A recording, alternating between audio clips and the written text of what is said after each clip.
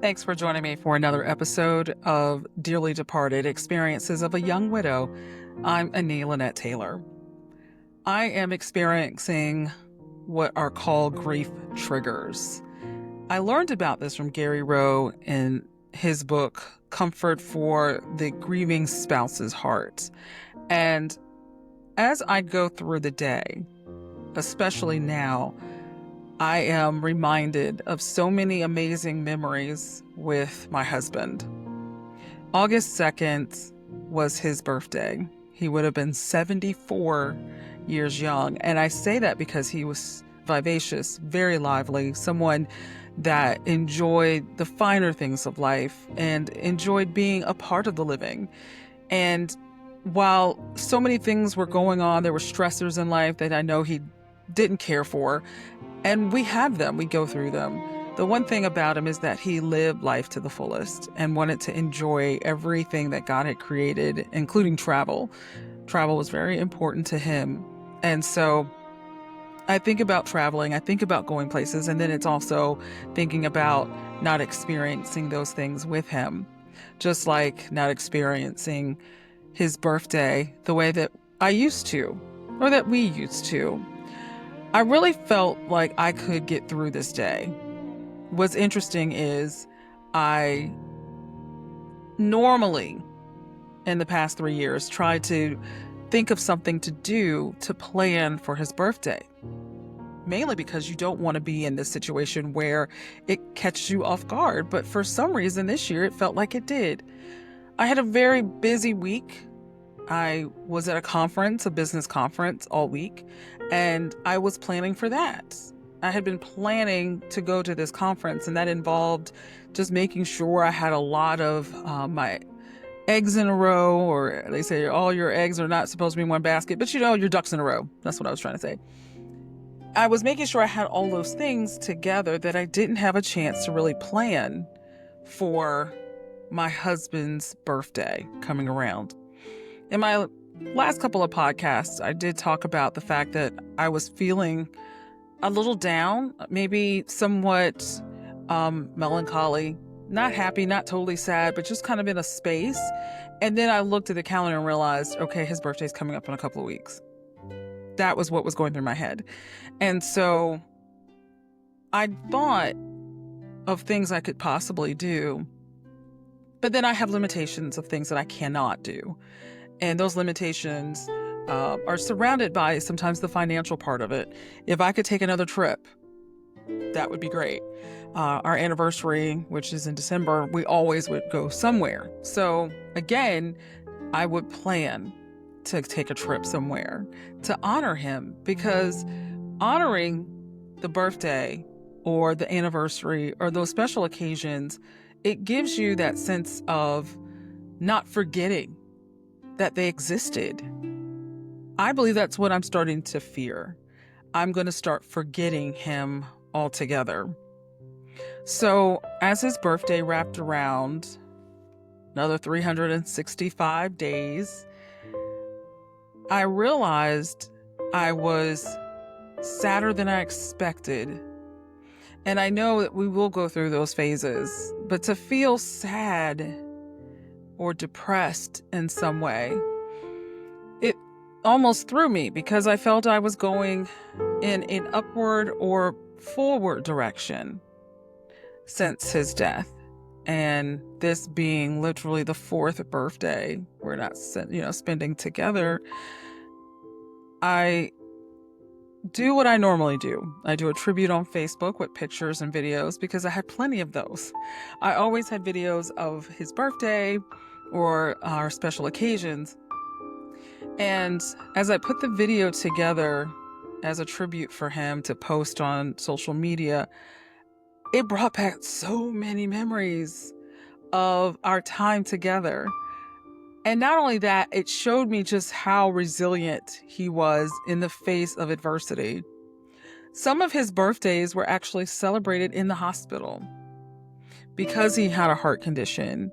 And we learned of that heart condition and what he needed to, what we needed to do. And I say we because I felt we were going through it together. He may have been the body, but I was there because as a spouse, you're linked to each other, and we were one.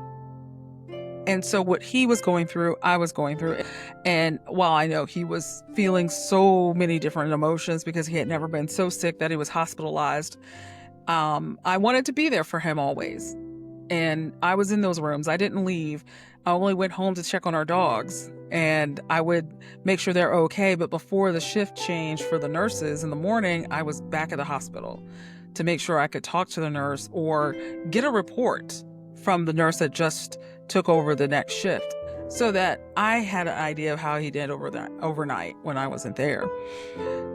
And so as I looked at videos where he celebrated his birthday in the hospital, and it brought back these memories again of how amazing he would still smile. He would still have a joke. He was good at joking. And he just seemed as if it didn't matter where he was, as long as we were together to celebrate his birthday, he was okay. And I looked back at that video and looked at the effort to make sure he felt some type of normalcy while he was in the hospital on his birthday. I put up streamers. I had the banner that said happy birthday. I had a good friend of mine who came, and she did the legwork for me to pick up his favorite food from our favorite restaurant. And I also got a tart, like a fruit tart, not a cake. And instead of candles, because being in the hospital with an open flame, not a good idea. So I got this candle that lights up, strobe lights, if you will, that had happy birthday on it. And so as I looked at the video of that moment and hearing his voice, oh my gosh, I didn't realize how I had started to forget what he sounded like. And I know that's common. Like, we think about that when we've lost a loved one. We start to forget what they sounded like. And it was he had a very distinct accent, of course. So it's always going to be in my mind how he sounded. But then to hear his voice again was a beautiful thing. So I realized how much I miss his voice. And I think that's what I always knew I would miss, because of his sweet accent and the compassion in his voice always. And the way he spoke French was truly magical and romantic. And then the joy in his voice when he spoke. Always had laughter. Always had this sense of happiness. And so that's what I was going to take from that, was the happiness he exuded anytime he was faced with adversity in life, or even the greater times of life. He had a beautiful spirit. And it was wonderful to see that. And I was grateful I had made those videos to look back on, and then to still celebrate and still smile, because the happiness was still there. You know, the memory of the happy time was there. And I was looking at him in his hospital gown, and the nurse was there, and we sang happy birthday. And my good friend who picked up his favorite meal, in which the restaurant owners realized it was for him, they didn't even charge us. That's how wonderful they are. And that's how much he meant to so many people, that they didn't mind gifting or celebrating. They wanted to do things for him. Recently, I received a post on our social media page that's dedicated to my husband. It was from one of his students. I may not have mentioned he was a professor, and he was a professor of languages. And so one of his students reached out and wrote a post, and it was her memory of him. And I thought, this is so touching to have someone talk about what they meant or what he meant to them and how sad they were to know he had passed on. There's so many people who don't know, or they don't realize, or they look it up and find, oh, wait a minute, I see an obituary, versus I was just wondering if they were still working or if they were still in the area, and then they find out, oh, he's passed on. And the student who reached out to me was thankful because she said he allowed for her to appreciate the food and the culture of France. And that's how I felt too about my husband, because he gave me an appreciation of France and the culture, because that was what he was about and what he was so proud of. He was proud to be a citizen of France and also proud to be a citizen of America. And that all culminated into who he is and who he was. And so as I felt I would make it through his birthday, I didn't do what I suggest for people to do on these occasions, which is make a plan to do something. And I didn't. I didn't make a plan. Am I worse off because I didn't? I don't think so, but I definitely am in a more emotional state than I expected, because other birthdays have made it through, other anniversaries or other special occasions have passed, and I was in a place where I could smile and be joyful. But this time I was pretty much alone with my special little beagle dog named Raven, who completely sits there and lets me either cry and have emotions. And as most animals do, they find a way to comfort you just by being close.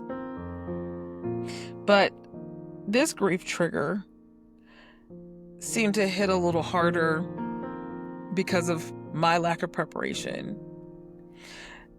And so I wished I had thought of some ways to really celebrate his birthday.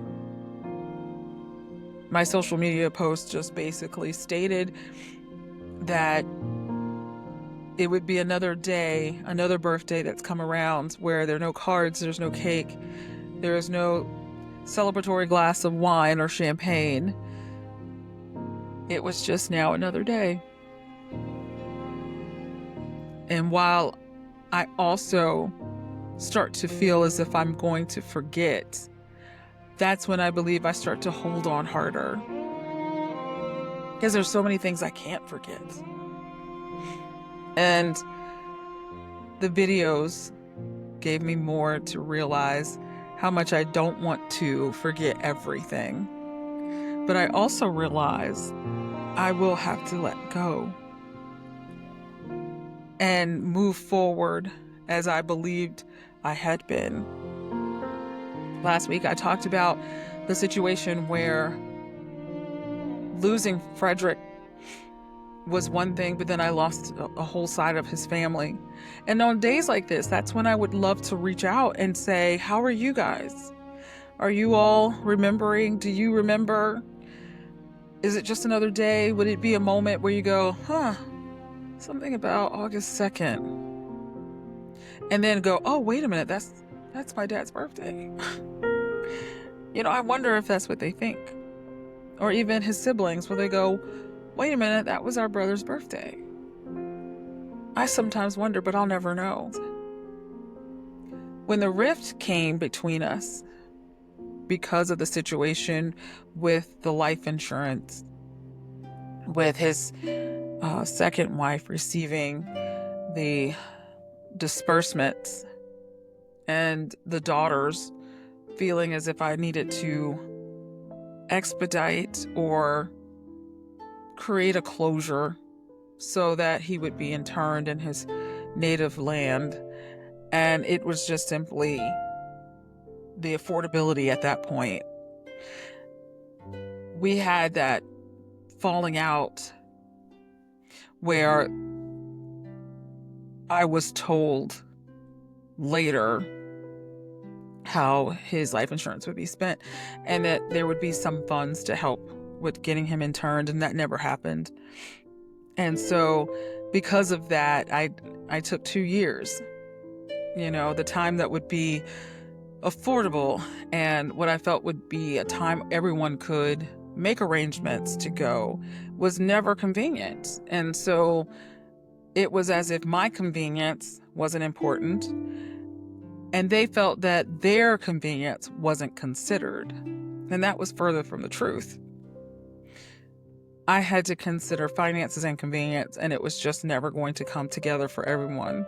And because I was told, well, it's just you and it's all of us, you just need to fall in line with the rest of us and go when it's convenient. But that would have been more expensive. And so things started to occur where his daughters, and I don't believe his son, but would fall in line with this, but I believe because they were his children, they stuck together.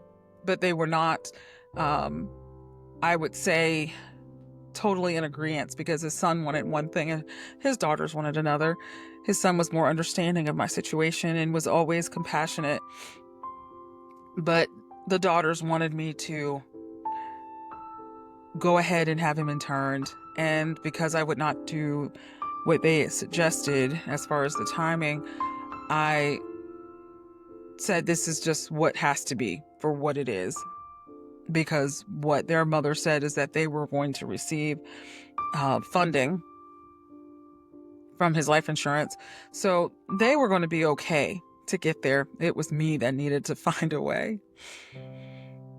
And so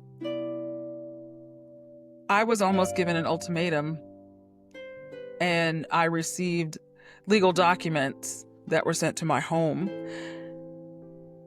I did not take those legal documents. I had them returned because most of those legal documents, once receipt is made, there's usually a clause in there saying after the time of receipt, you have X amount of days or weeks to respond.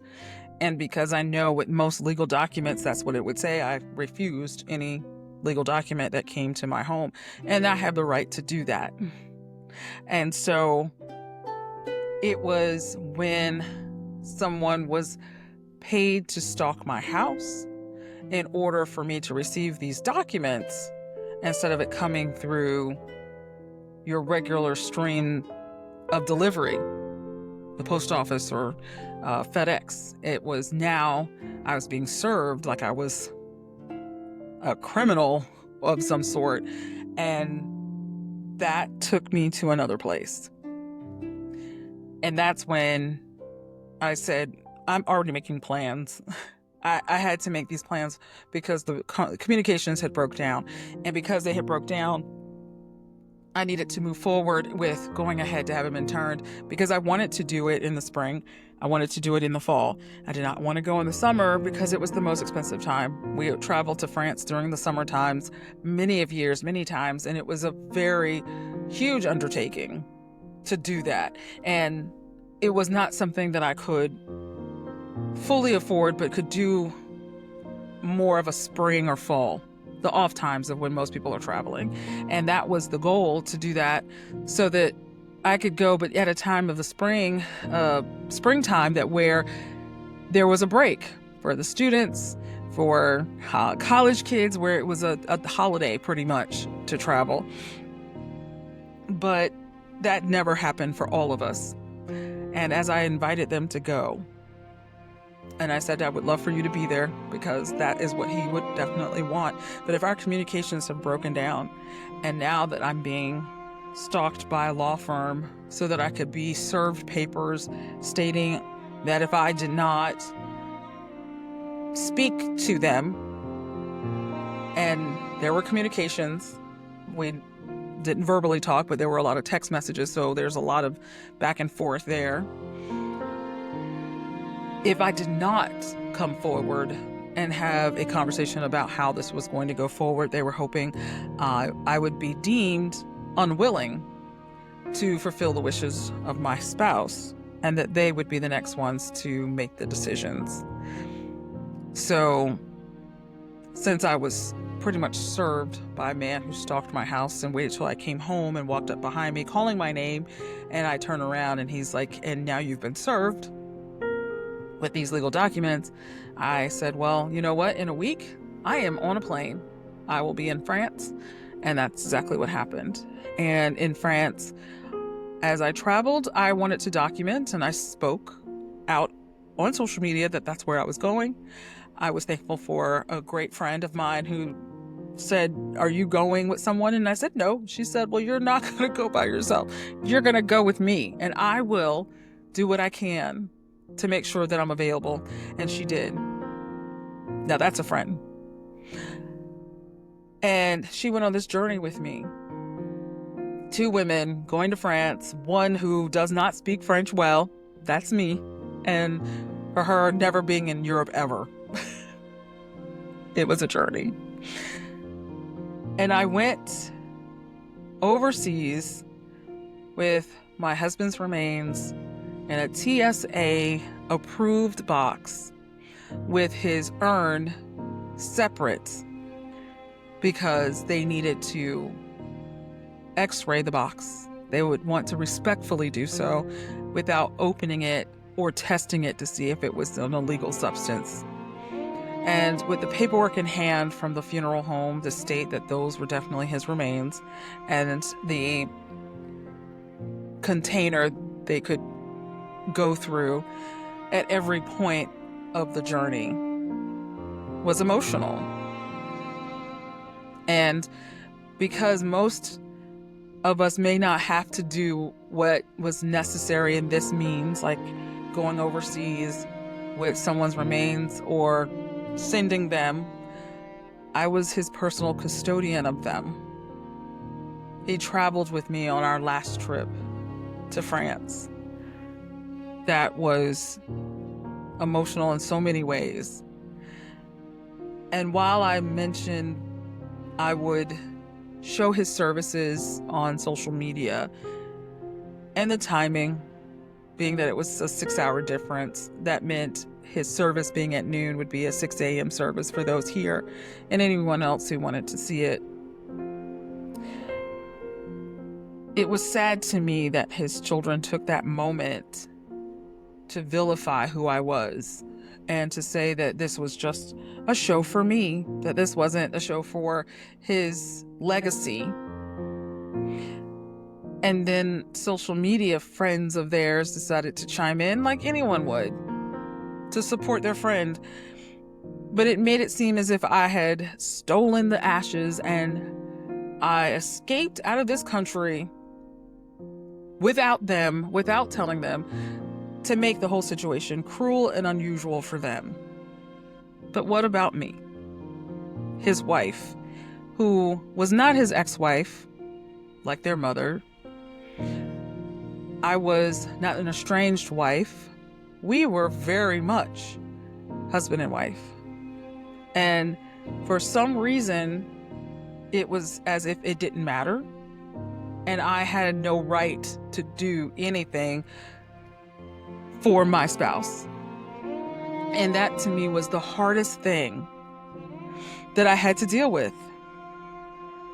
And as I traveled, as we put him to rest, and logistically doing that, not speaking the language, but thankfully having the support of his brother and sister or his living heirs or living relatives in France who do not speak English.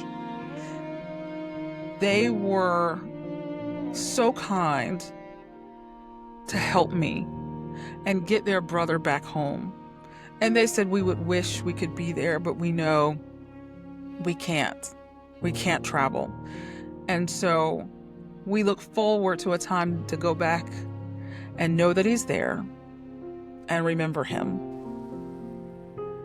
And I appreciated them more than they know for saying that.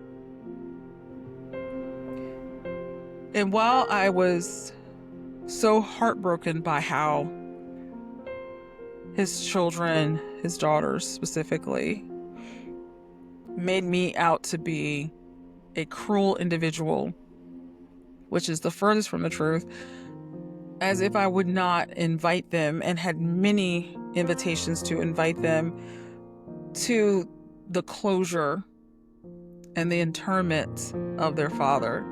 They instead turned this into what most people will remember as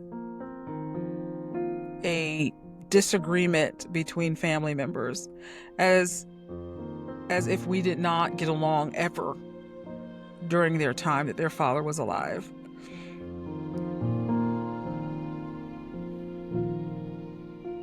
As hurtful as that is, I didn't want people to remember him like that, and to think that we couldn't get along in his death, and not get along in his absence. That without him, which was the glue that kept us together, it just showed that even without him, we were never going to stay or remain like family members. And I felt like an outsider. And so, as an outsider, I spend a lot of our special occasions to remember him alone. His son, who has a different mother than his daughters, of course, he is like his father. He doesn't like conflict or drama. And if he can avoid it, he will do so at every cost. And that is exactly what happened. And I knew it would be easier for him to separate from me than it would be from his sisters. And that he would choose them every time, even if we had this close relationship for his whole childhood into his adulthood. I understood I would be the casualty if it came between me and his stepsisters. And so I pray that they're all well, that the grandchildren are doing well and they're thriving and they're happy, and that even in the midst of our disagreement, that it never got so hard for them that they couldn't one day find forgiveness in the whole situation. And I do pray that they remember Frederick's birthday and the happiness of when we celebrated his 70th birthday all together as a surprise party, and how happy they were to be in our hometown, and they came 2.5 hours away to be a part of it and surprise their dad. That's a memory I'll always keep with me, of them celebrating with him and his joy of knowing that not only his friends, not only the friends that he had here in our city, but to know that his daughters and grandchildren found it so important to celebrate him.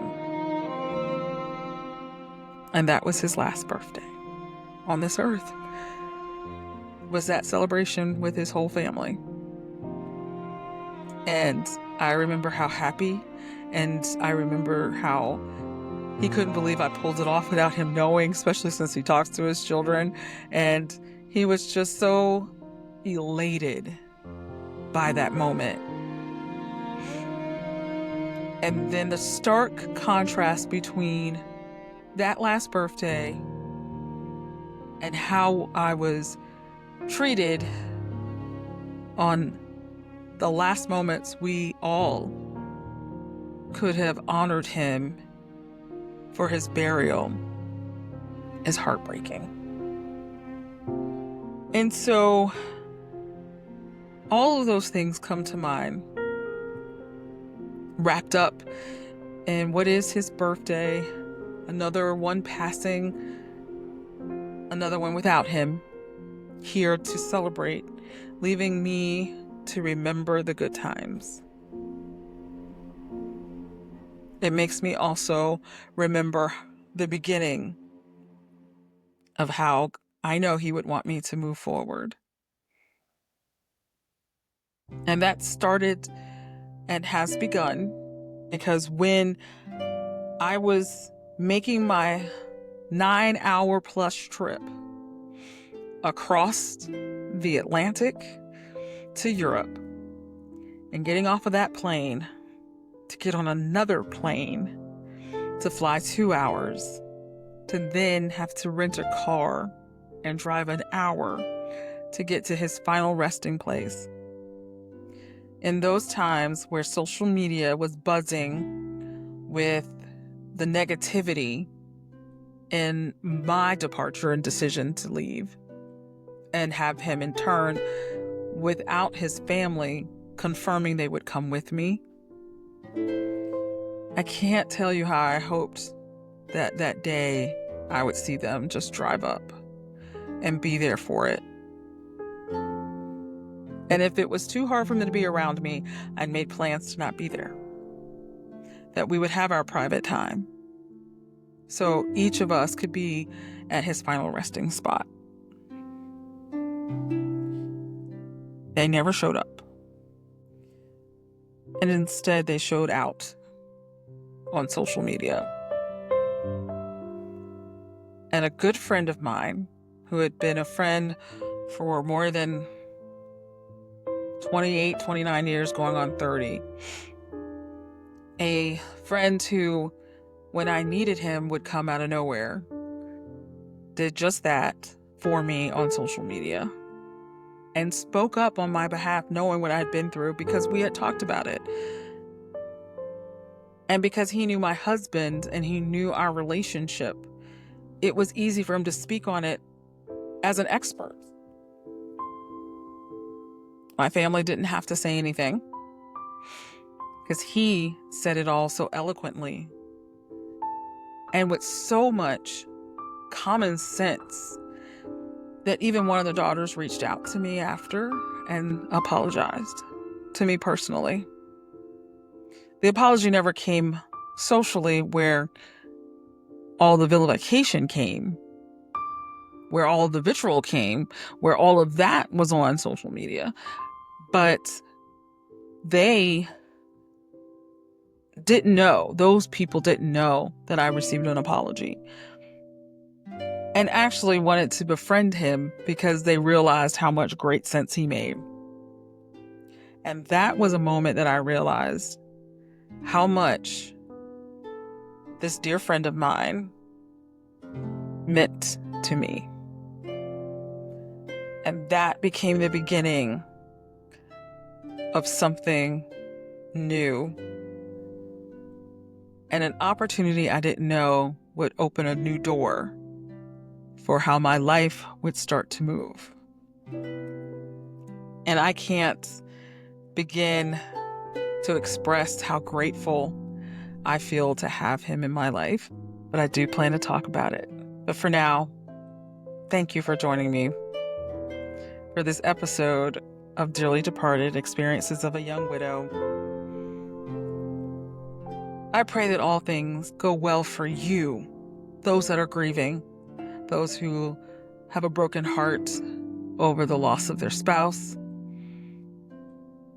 And I have found that there are people who've had just grief and losses who listen and hear that they're going through similar situations and similar feelings.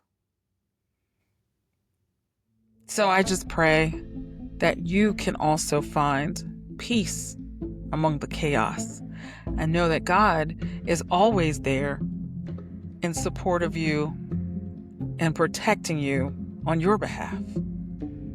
That's what I have felt, that's what I feel, and I continue to feel even after all these years.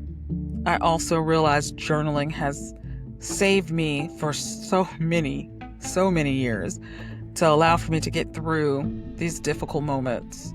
So I encourage you to also journal. And I do have a journal on Amazon under the same name, Dearly Departed, by Annie Lynette Taylor. And I do encourage you to journal because that's part of the journey, so that you can still stay ahead of your emotions, or at least be able to put them down on paper so that you can get through these tough moments, because you'll have them and you may not have someone to talk to, but you will have God always fighting on your behalf and always comforting you if you just ask Him to. He'll show up. Take care until we talk again.